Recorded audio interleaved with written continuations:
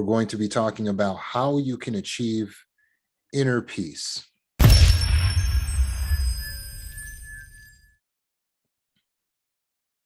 Are you a person who feels like you've achieved inner peace?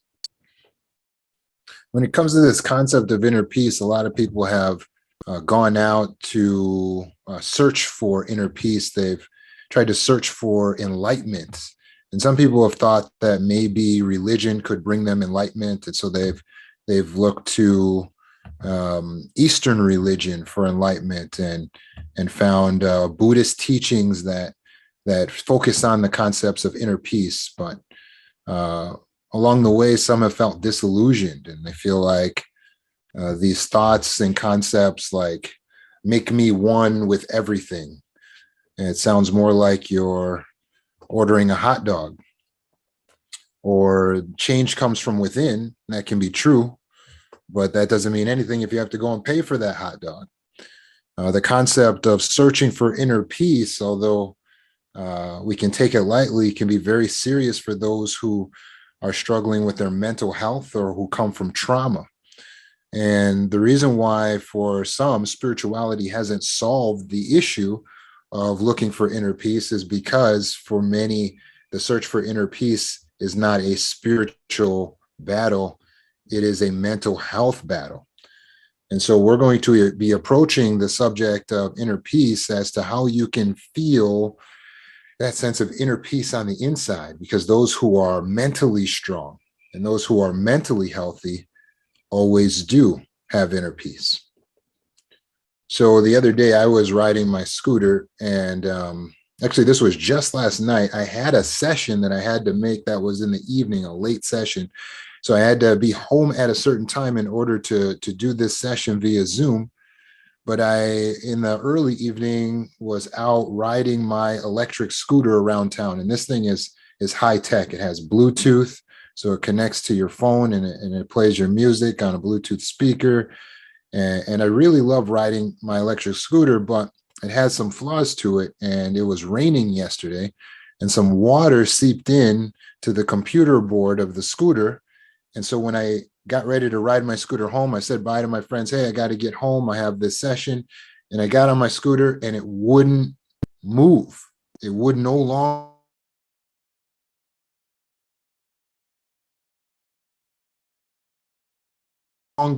Now I've spent money on this and I need it for one thing. And that's to take me from point A to point B. So now to be in a situation where this device is no longer doing for me what I need, really tested my emotional connection to this device. And even though on other times it has loyally gotten me where I needed it, and even though this thing costed money,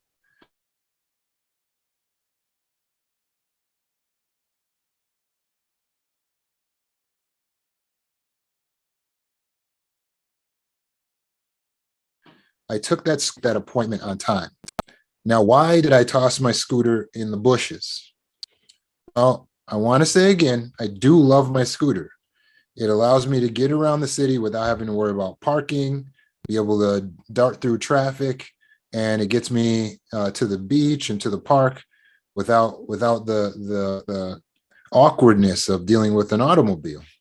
But at that moment, that scooter wasn't doing for me what I needed it to do. So I needed to get home. And now if I try to carry this thing home or push it home, it's actually a dead weight. It would actually weigh me down. And I looked at the time and I realized that if I tried to push this scooter home, I would not make my meeting on time. And the mental health of that person I was working with was more important than trying to hold on to this piece of equipment. So I threw it in the bushes. And I decided what I would do is come back later when I had time and retrieve the scooter. And then I could take it, charge it, give it the TLC. But at that moment, it wasn't serving me. Now, I'm sure some of your anxiety is shooting sky high, thinking of me putting this electronic device in the bushes somewhere in the middle of Chicago and just knowing that it's going to be gone by the time I come back. But just to skip to the ending of the story, it was not gone when I went back the next day. Today, I rode back and I found the scooter I took it home and I gave it the TLC that it needed, and it's working great. In fact, the computer board dried up, so I was able to ride the scooter itself home. And imagine how surprised the bums who were sitting on the street were to see me pull an electric scooter out of the bushes and get on it and ride it home. But I tell that story because the concept of something that was once so important and was once so expensive suddenly becoming obsolete and worthless is a concept that happens a lot in life. And when we deal with mental health and coming from trauma, it illustrates well how maladaptions work. You see, when you were raised in an environment with parents who you couldn't address dead on, you couldn't negotiate with, they were not reasonable, you could not show anger to parents that were ultimately harsh, it extinguished your ability to stand up for yourself. It extinguished your ego. It extinguished your narcissistic defense system. So now you don't have the ability to fight the battles, to do the negotiations. But what you adapt in that household is a fear-based mindset and the ability to please. So you become ultra agreeable, ultra nice, so that everything will go smooth and flow nicely in your house. You learn to avoid conflict. That's how you adapted in that household. So your mechanism of avoiding conflict is what you've chosen to use to survive the household. But now that mechanism doesn't work in the real world outside of that narcissistic situation that you were in growing up. So now you're trying to go through your life avoiding conflict, and being conflict averse does not lead you to finding peace. Being conflict averse leads you to having more conflict and living more in fear and not having inner peace at all. You're actually having inner turmoil. And this is ironic because the definition of peace, at least as most of us understand it, is the absence of war or conflict. But the true definition of peace doesn't necessarily come from the dictionary, although one definition has it halfway there where it says it's a state of security or calmness, but then it says due to the absence of war. But if you have inner peace, it wouldn't matter if you were actually in a war. When you have inner peace, it wouldn't matter what's actually happening around you. You still have that state of security and calmness. The very session that I went into with the brilliant person that I was working with, they made a statement during the session, and they said that in order to adapt in relationships, we have to be able to trust that we have the ability to handle any conflicts that will come up. And that way we're not trying to avoid conflicts. And that is a key to inner peace. Let me send that to you again. In order to have peace, you have to trust that you have the ability to handle any conflicts that will arise. And that will lead to inner peace. It's not necessarily the absence of conflict, because the absence of conflict doesn't exist in this world.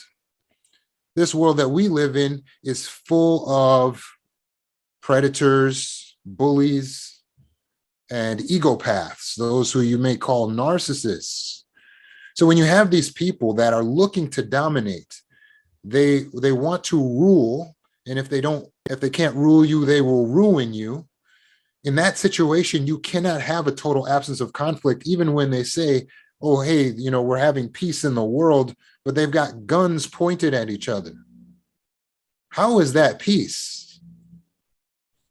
You're technically not in an immediate battle, but having guns pointed at each other, all the major nations right now, they've all got weapons pointed at one another. And they say, we're at peace right now. That's not true peace. So true peace can't be experienced in this world. A true absence of conflict, a true absence of war can't be experienced. So So you can get the next best thing. And that is the contentment, the state of security, the calmness that arises from the belief, from the understanding that you are capable of handling any conflicts that will come. Then you can have inner peace. You must believe that you are capable. So how do you achieve the ability of being capable? Well, you got to have skills, right? So you learn calm assertiveness by going to the video I put on YouTube that teaches you 10 keys to calm assertiveness. You learn the skill by taking the course and then practicing the skill. When you know how to be assertive and you understand that everything in life can be negotiated, now you've got the skills to show up and to have inner peace, because you can become equal to any conflict that may arise. Do you feel like you've got those skills? Well, I'd like to help you by sharing with you some secrets of those who have inner peace. And these secrets are what these people avoid. Because people who have inner peace, they spend some time avoiding something, but it's not avoiding conflict. People who have inner peace spend their time avoiding engaging with toxic people. People who have inner peace avoid engaging with toxic people. A toxic person is anyone that is a gossiper, a bully, a cheater, a liar. They have the toxic negative energy, and you don't want to be around that energy, because that energy will affect you. You will either absorb it, or that energy will create turmoil in your life. And so people who have inner peace know how to avoid engaging with toxic people. When they see or recognize that someone's toxic, they avoid that person, even when that person is their own family member.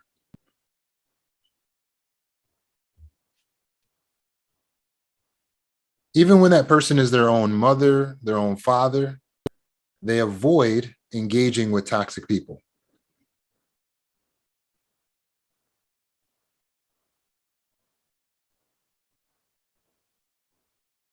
Mentally strong people don't waste their energy trying to change toxic people. Well, they probably have narcissistic personality disorder, and maybe I could do something to help them and to change them. No, mentally strong people don't waste energy trying to change toxic people. They establish healthy emotional and physical and thought boundaries. I'm not going to think like that. That crosses my thought boundaries. I'm not going to be around people who treat me that way. That crosses my boundaries. They establish strong boundaries. And that's how they create a peaceful bubble around them, which allows them to protect their inner peace, all the more so. Mentally strong people don't avoid conflict. Mentally strong people avoid excessive self-blame. Excessive self-blame is thinking that you are 100% at fault for everything that happens. So when someone else hurts you or does something wrong, you assume that's your fault. Or if there's a failed relationship, you feel that it's your fault. If there's an accident, it must be your fault. And you're always blaming yourself. You're seeing everything in the world around you as being your fault. And you're spending your time trying to prevent bad things from happening, because you're taking responsibility for everything that happens. But those who have inner peace avoid excessive self-blame. A mentally strong person will accept responsibility for what is truly their responsibility. But they'll recognize that they're not responsible for other people's choices, and they acknowledge that some factors in life are beyond their control. Probably the majority of factors in this world are beyond your control. So focus on what is your responsibility and avoid excessive self-blame. Those with true inner peace don't avoid conflict. Those with true inner peace avoid chasing happiness. They don't feel that they have to be happy at every single moment. They don't feel that they have to act happy at every single moment. Thinking you need to be happy all the time will actually backfire. because you will spend your time pursuing pleasure and pursuing joy, thinking that those are actual happiness, and those aren't actually happiness. Happiness stems from contentment. Contentment stems from gratitude. So when you have the attitude of gratitude, you're on the path to happiness. It's not something you chase. It is something you are because of the way that you exist and think. People who have true inner peace don't chase happiness. They put in the hard work that it takes to gain mental strength, clarity. They put in the work it takes to gain contentment and confidence. They don't chase instant gratification. That actually leads to unhappiness and a lot of disillusionment. People who have mental strength and true inner peace don't avoid conflict. They avoid comfort, or at least staying comfortable. They avoid complacency. You see, comfort is very deceiving. It can feel like you should actually pursue comfort, but too much comfort can actually kill. You sit down too much, and then you're not exercising. You eat all of the favorite foods, and your nutrition's going to go right into the trash. You shouldn't pursue comfort as your main pursuit. You must realize that staying comfortable, staying in your comfort zone is not the key to finding inner peace. It's the key to living fearful. It's the key to keeping you small. It's the key to keeping you from growing. Don't focus on staying comfortable. Don't try to avoid discomfort. That will backfire on you. Face your fears. Venture into the unknown. Test your limits. Know that being uncomfortable can be tolerable, and it is a prerequisite to achievement. Don't avoid discomfort. Avoid staying comfortable. Avoid complacency. Also, those with inner peace avoid victim mentality.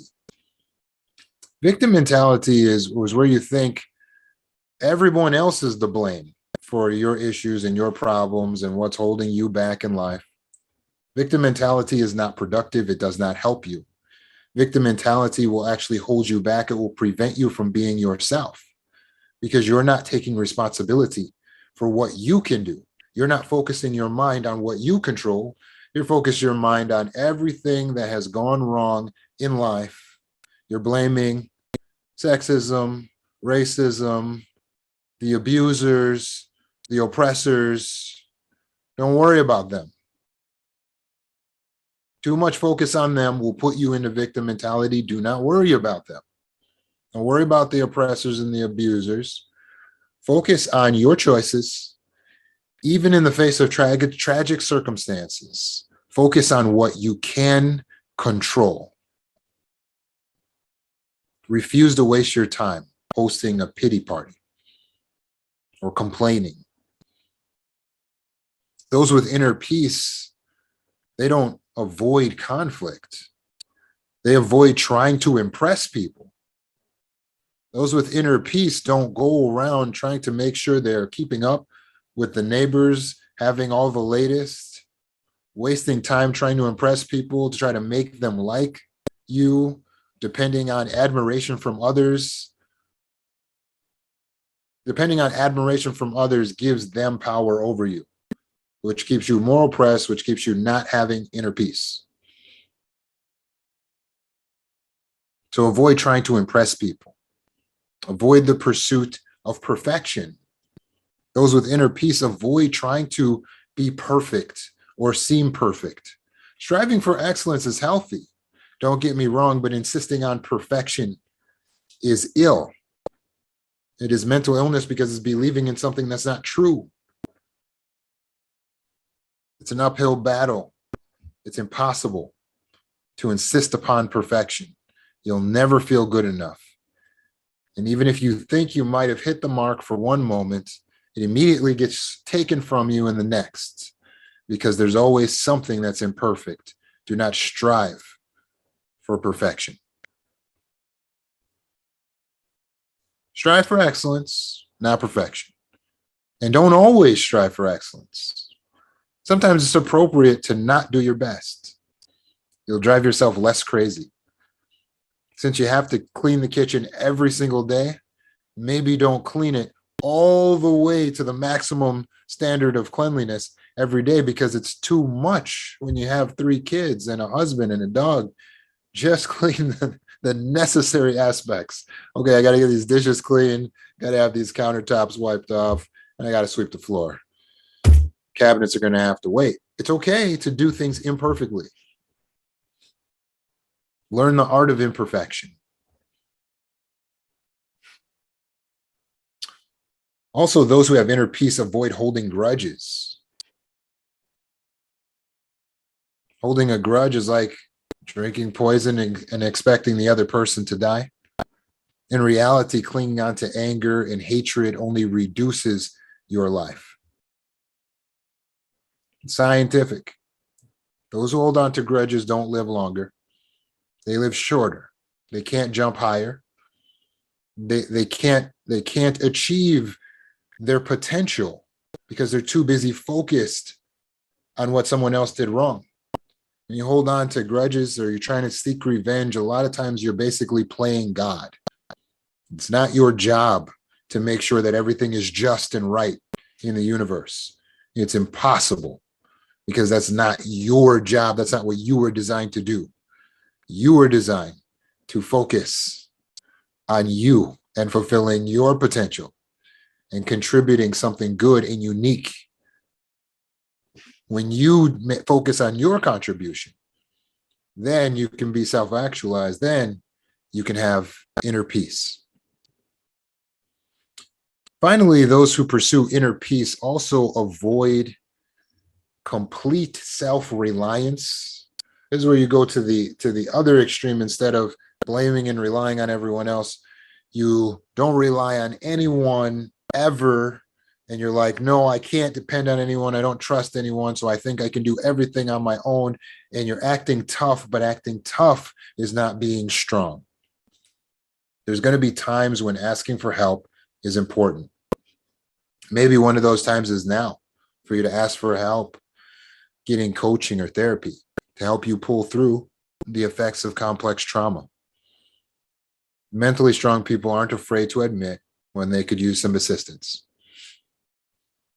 They don't mind relying on a higher power, relying on professional help, leaning on a friend in the time of need. They know they can gain strength from others, and that connection with others can be healthy. So recognize you don't have all the answers, and recognizing that you don't have all the answers can help you to have a renewed sense of inner peace. So when you look at those, I think there's about 9 points, 9 things that those who have inner peace avoid. How are you doing? You can sort of grade yourself.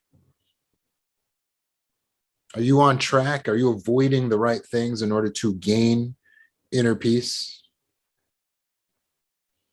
Those who are mentally strong have inner peace, but mental strength is solidarity. That means that everything is in union, in harmony within. How do you bring everything within into union and in harmony? How can you have inner peace? Well, often when we have inner conflict, it's because we have multiple parts of ourselves fighting against one another. So to have inner peace, solidarity, unity within, we need to organize the fighting parts. We know that we have multiple parts. When we talk about the mind, we know there's 2 parts to the mind, your conscious self and the subconscious self. In the brain, this is represented by the limbic system, that's your amygdala, and the cerebral cortex.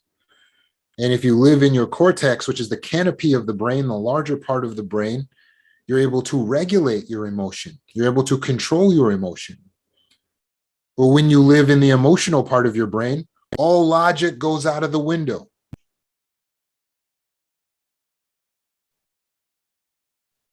How do you want to live? Well, just like if there was a ship, it helps for there to be a captain. Inside you, in the mind, in the inner self, It helps for there to be a part of your mind or a part of your brain that is in charge, that is the boss. And that piece of yourself needs to be the leader of the self. And the leader of the self needs to be a good leader, not a tyrant, but a good leader. Which part of yourself should lead? The logical part or the emotional part? The conscious mind or the subconscious? What do you think?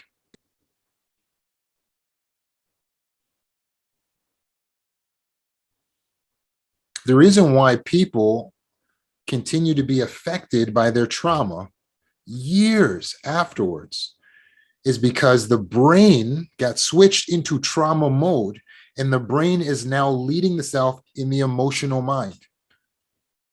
That is what leads to all of the maladaptions, because the amygdala is running on fear. And when you make all of your decisions in a fear state, you will have the maladaptions that lead to the personality disorder and a mental health crisis. You will have post-traumatic stress if you're constantly in the fear state. So now you have to avoid all relationships because you fear that those relationships are going to lead to you getting hurt.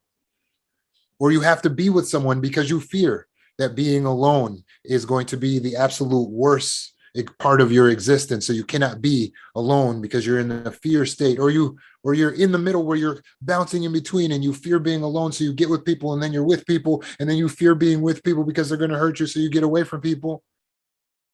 Your life doesn't make sense when you're in the fear state. That's why it becomes a disorder.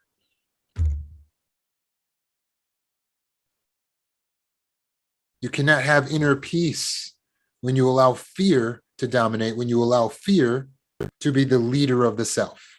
So if you answered conscious mind, if you answered the logical mind, you are correct. You need to be in the conscious logical self, because the conscious part of your mind is you. You are your consciousness. When you recognize that, it's like you wake up. You're like, oh, wow, I'm awake. You start observing. I'm a conscious being. Consciousness is power. It's synonymous with power, the power to make a choice. We're going deep here. Your consciousness is the power to make a choice, because scientists do not understand consciousness, by the way. Go ahead and Google it. You will find no answers on what consciousness is. I'm giving it to you right now. Your consciousness is you. You are the consciousness. It is your ability to make a decision for yourself. That is freedom. That is consciousness. You can observe everything. You can take in data and you can make a choice. That is only done in the cerebral cortex. That is the logical thinking mind. You must be a critical thinker at all times in order to make the decisions that pull you out of disorder, that pull you out of trauma, that pull you out of fear, and put you into the higher self. When you are the higher self, you are thinking logically, you are thinking critically, you are utilizing your personal power of free will, because your free will is your consciousness. That is what separates us from just being a rock or a plant. And our level of consciousness is what separates us from the animals, who are guided mainly by instincts and feelings. You're just living like an animal if you're in the animal brain, living in fear. We can do more than be in survival. Now it's time to step into revival and revive the conscious self. The largest part of your mind needs to be the part that leads you, and it takes some practice. But when you put that into practice and you become a logical thinker by slowing down everything, pausing before you make any decision, 7 seconds before you make a reply to anyone, now you're allowing the logical mind to come online, and that's going to be the leader of the self. And when the logical mind is the leader of the self, it's no longer in the fear state. And it's able to manage the complexity of decisions, because every decision that needs to be made is much more complex than, oh, right, wrong, good, bad. People are complex. Situations are complex. Your emotional brain, the animal brain, is not equipped to handle complex decisions. That is why you are made with free will and conscious thinking. So show up as the powerful being that you really are. Show up as the conscious self at all times. And you will live in the highest state of your personal reality, your best life. You will be actualized and you will feel inner peace because you will stop avoiding conflict. You will know that you're capable of handling the conflicts that are necessary to protect yourself and to have inner peace. If there's a bully in your life, a narcissist, an oppressor, you're in a relationships that's unequal, where you have to do everything for them, worry about their feelings, giving in to them is not the answer to inner peace. You're thinking you're going to gain peace by I'm just going to capitulate. I'm just going to do whatever they say. Okay, whatever they want. I don't want to have a fight. I don't want to tell them because that conflict, there's going to be conflict and then I'm not going to have peace. Wrong. You lose your inner peace. You're sacrificing your inner peace by capitulating to the demands of a terrorist. And that's what they are. Egopathic people are emotional terrorists. They hold peace for ransom. And they say, oh, you can't have peace. You can't have peace unless you give me what I want. But the truth is they can't control your inner peace.